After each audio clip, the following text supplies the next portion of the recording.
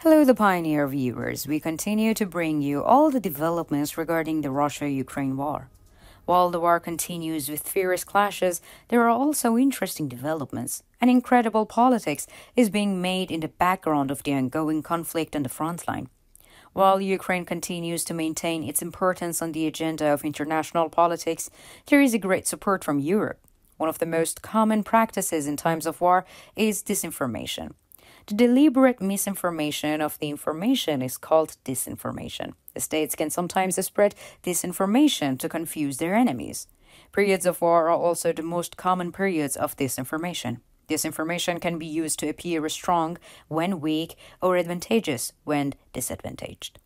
Disinformation has long been used as an important tool in the war between Russia and Ukraine, and it is observed that Russia is implementing a communication strategy based on propaganda.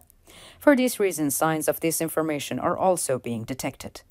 Russia's full-scale invasion of Ukraine is in its third year.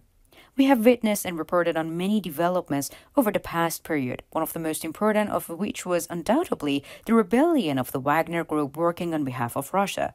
Following the call for rebellion by the leader of the Wagner Group, Yevgeny Prigozhin, Wagner members marched towards Moscow.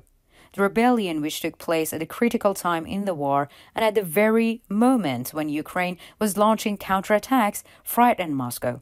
Russian leader Putin's authoritarian rule was shaken and he began to have trust problems. In the following days, the Wagner rebellion was over and the troops were sent abroad. But Prigozhin was not finished. The Wagner leader's plane crashed under suspicious circumstances and he was declared dead. New information that has emerged in the past few days has created great excitement. The documents, which allegedly contains information that the Wagner leader did not die in the plane crash, have incredibly placed on the agenda. And now, if you are ready, let's examine the latest developments together.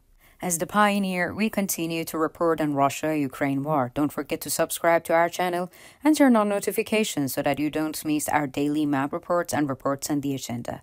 I also read all of your comments on our videos and please continue to share your ideas about our content with us.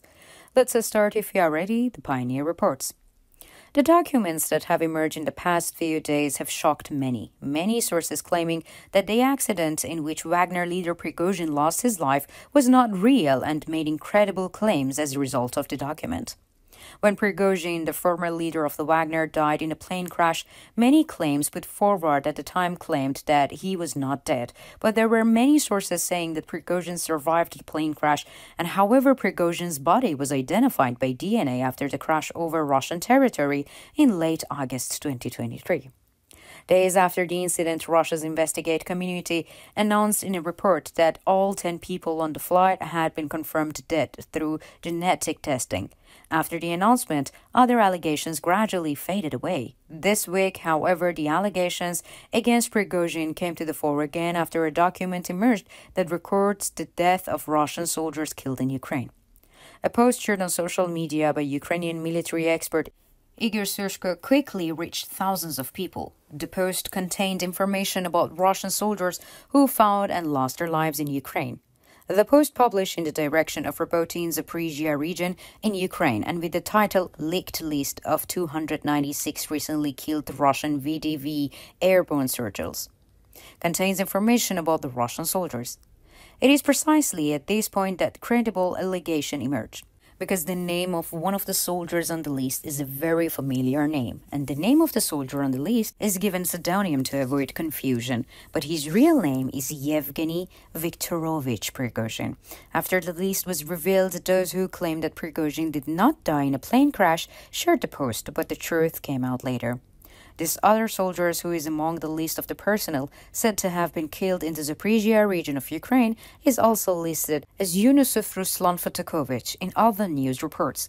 According to local sources, Fotakovich was referred as the one of Prigozhin's couples, adding that a few years ago his first name was Yevgeny Viktorovich Prigozhin. His middle name was reportedly confirmed by the wife of Fotakovich's brother.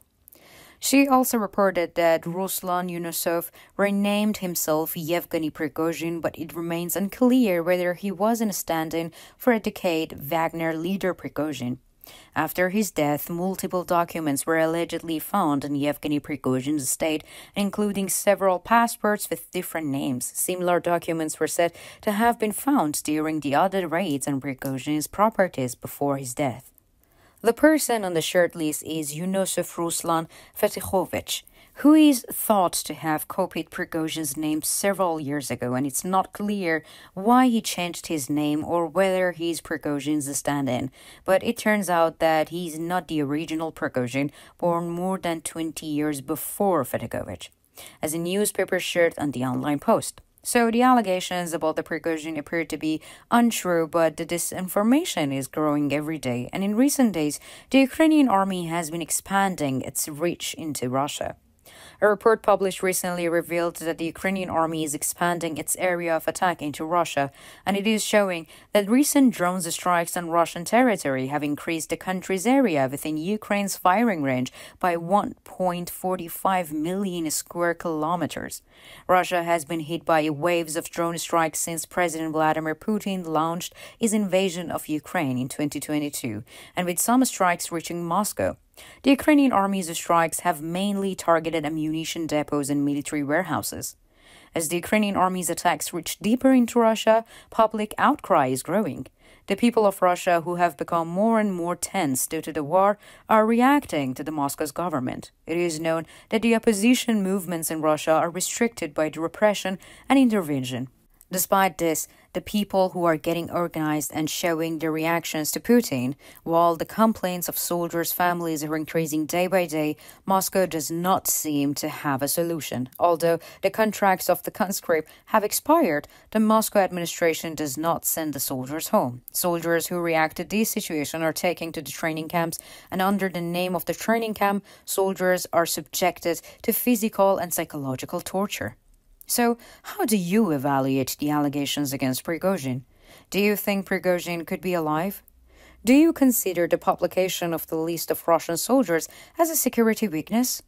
How do you interpret the increased attack range of the Ukrainian army? What kind of developments do you think may take place on the front line in the coming days? I value your opinion, and please share it with me.